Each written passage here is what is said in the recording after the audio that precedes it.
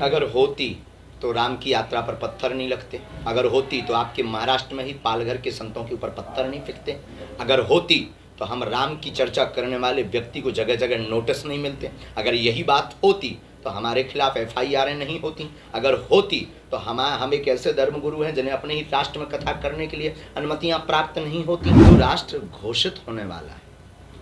ये हमारा कोई नया बयान नहीं है या कोई नई तरकीब नहीं है। ये कोई हमको फेमस होने के लिए हमने कोई फेम पकड़ रखा है। मानना ना मानना बात, हाँ हम किसी मजहब के खिलाफ बोलें, हम किसी भगवान के खिलाफ बोलें, हम किसी पुस्तक के खिलाफ बोलें, हम किसी व्यक्ति के खिलाफ बोलें पर्टिकुलर, तो बात अलग है। बाबा धीरेन्द्र शास्त्री पटना आ रहे हैं। ऐसे में जिस तरीके से तेज प्रताप यादव ने कहा कि उनका विरोध करेंगे, लेकिन कल धीरेन्द्र शास्त्री ने इसको लेकर प्रेस कॉन्फ्रेंस दिल्ली में की और सीधे तौर पर कहा कि तेज प्रताप यादव अगर विरोध कर रहे हैं तो भगवान उनको सद्बुद्धि दे।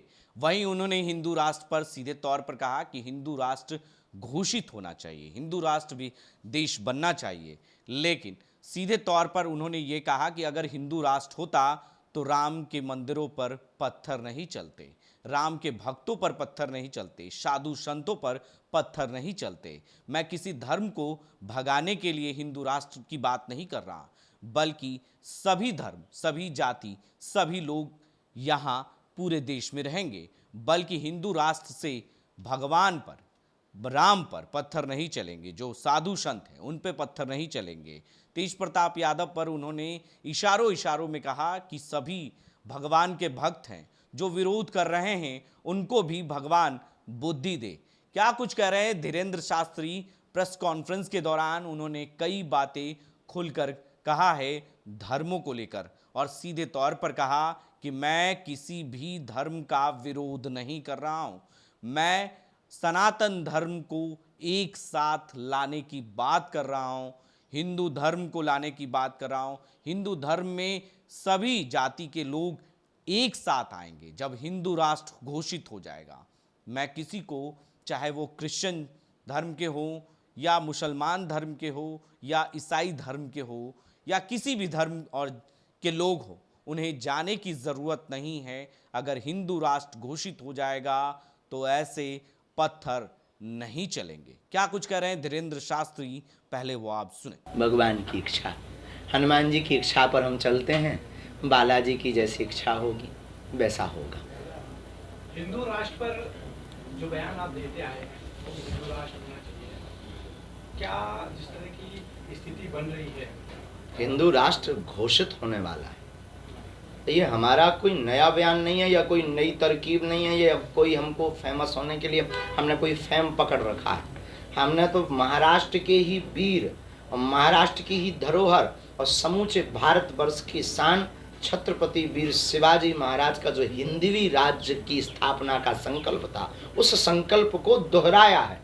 उस संकल्प को हमने सिर्फ बताया है कि भारत के हिंदू अगर तुम भूल गए हो तो बस अब जग जाओ। जो पूर्व काल में, पूर्व समय में हिंदवी राज्य की स्थापना की बात हो रही थी, हमने उसे हिंदू राष्ट्र के साथ प्रस्तुत किया है। अब लोगों का काम है, हिंदुओं का काम है, हिंदुओं को अगर सुरक्षित रहना है, हिंदुओं को अगर संरक्षित रहना है, सनातन को और आगे तक बढ़ाना है, तो हिंदू राष्ट्र की घोषणा करवाएंगे। नहीं तो साधु तो अपना काम करता हुआ चला जाए। आपके इन्हीं भाषणों के और इन्हीं हिंदू राष्ट्र की बात करना या फिर धार्मिक बात करने को लेकर आपको नोटिस भी दी गई है कि कोई ऐसी बात आप ना करें अमरनाथ में जिसमें से आप हमें कोई दिक्कत नहीं, नोटिस हमें स्वीकार है। हम प्रायः कभी ऐसी बात नहीं बोलते हैं जिससे वैमनस्यता फैले, लेकिन हमको बोलने का अधिकार जितना हमें संविधान ने दिया है, इस राष्ट्र में प्रत्येक व्यक्ति को है, जितना आपको बोलने का अधिकार है उतना तो हमें भी है ना।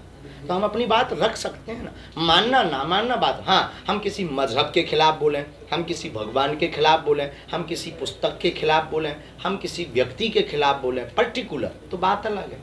हिंदू राष्ट्र एक बहुत बड़ा विषय है और हमें नहीं लगता कि ये वैमनस्यता। हमारे हिंदू राष्ट्र में मुसलमानों को भागने की आवश्यकता नहीं, ईसाइयों को भागने की आवश्यकता नहीं, हमारे हिंदू राष्ट्र में किसी को भी राष्ट्र छोड़ने की आवश्यकता नहीं, हमारे हिंदू राष्ट्र में किसी को भी धर्म घर वापसी कराने की भी आवश्यकता नहीं। हमारे हिंदू राष्ट्र में सिर्फ जातिवाद की पाठ को दूर करना। तो हिंदू राष्ट्र की जरूरत क्या है? ये तो सारी चीजें पहले से हैं, किसी को भागने की अगर होती तो राम की यात्रा पर पत्थर नहीं लगते। अगर होती तो आपके महाराष्ट्र में ही पालघर के संतों के ऊपर पत्थर नहीं फेंकते। अगर होती तो हम राम की चर्चा करने वाले व्यक्ति को जगह जगह नोटिस नहीं मिलते। अगर यही बात होती तो हमारे खिलाफ FIR नहीं होती। अगर होती तो हम एक ऐसे धर्मगुरु हैं जिन्हें अपने ही राष्ट्र में कथा करने के लिए अनुमतियां प्राप्त नहीं होती। फिर आप ये कैसे कल्पना करेंगे कि ये हिंदू राष्ट्र है घोषित हो जाए तो हमें लगता है राम के ऊपर पत्थर नहीं फेंके। किस तरह का बदलाव होगा जब हिंदू राष्ट्र हो जाएगा आपके हिसाब से? बहुत सुंदर प्रश्न है आपका। हिंदू राष्ट्र के बाद जब हिंदू राष्ट्र की घोषणा होगी तो ये जो जातिवाद की बार बार रोटियां जो बार बार बैकवर्ड और फॉरवर्ड के नाम पर भिड़ाया जाता है और पॉलिटिक्स की जाती है, हिंदू राष्ट्र के बाद ये सब समान हो जाएंगे। हम सब हिंदू हो जाएंगे। सबसे पहले हम हिंदू हैं, हिंदुत्ववाद की बात होगी और इसमें फिर ना कोई बैकवर्ड होगा ना कोई फॉरवर्ड होगा। हिंदू राष्ट्र के बाद में ये जो बार बार पंथ और मजहब की लड़ाई छिड़ जाती है ये नहीं होगी। आप अपने जिनको मानते हो आप मानिए, पर ये राष्ट्र सनातन का राष्ट्र है। हिंदुस्तान ही हिंदू राष्ट्र नहीं होगा। हमारे हिंदू राष्ट्र के बाद तीसरी जो बदलाव बहुत प्यारी आएगी, वो तीसरा बदलाव इतना अद्भुत आएगा कि क्या कहना। तीसरा बदलाव ये आएगा कि जितनी भी अभी वर्तमान में जितने भी चुनाव होते हैं भगवान के नाम पर होते हैं, जब हिंदू राष्ट्र की घोषणा हो जाएगी, हिंदू राष्ट्र घोषित हो जाएगा तो भगवानों के नाम पर चुनाव नहीं होगा, हिंदुओं के नाम पर, मुसलमानों के नाम पर चुनाव नहीं होगा, न हमको देश में लड़ाया जाए। तो आपने सुना किस तरीके से बलेश्वर बाबा उर्फ धीरेंद्र शास्त्री, जिनका नाम इन दिनों काफ़ी चर्चा में है, सुर्खियों में है और ख़ास तौर पर बिहार आने पर उनकी चर्चा काफ़ी तेज़ हो गई है और राजनीतिक सरगर्मी भी इसको लेकर तेज है। तो कहीं ना कहीं धीरेंद्र शास्त्री को जो है पटना आने से पहले जो है उन्होंने प्रेस कॉन्फ्रेंस किया और सीधे तौर पर उन्होंने पहले से ही मांग रखी है कि देश हिंदू राष्ट्र घोषित हो जाए। अपने सहयोगी कैमरामैन दिवाकर के साथ बने रहे देश न्यूज़ के लिए और देखते रहें।